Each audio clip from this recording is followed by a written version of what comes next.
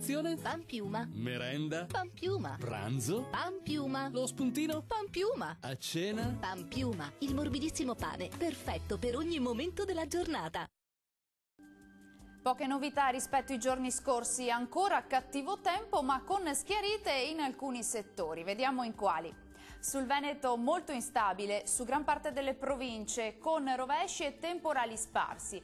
Più soleggiato il Rodigino, il Basso Padovano e il Veneziano costiero. Neve sui monti sopra i 1200 metri. Temperature massime intorno ai 12-19 gradi, minime a 10-14 gradi circa. Maltempo diffuso anche sul Friuli Venezia Giulia, con rovesci e temporali diffusi localmente intensi. Qualche schiarita invece sulla Venezia Giulia, neve sull'arco alpino sopra i 1000 metri. Diamo uno sguardo alle temperature, le massime saranno previste tra i 14 e i 18 gradi, minime intorno ai 12-14 gradi circa.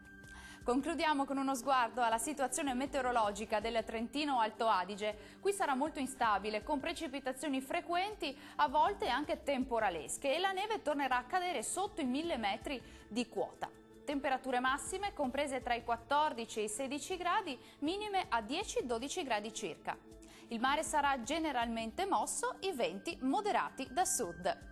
Questo aggiornamento meteo per ora termina qui. Arrivederci!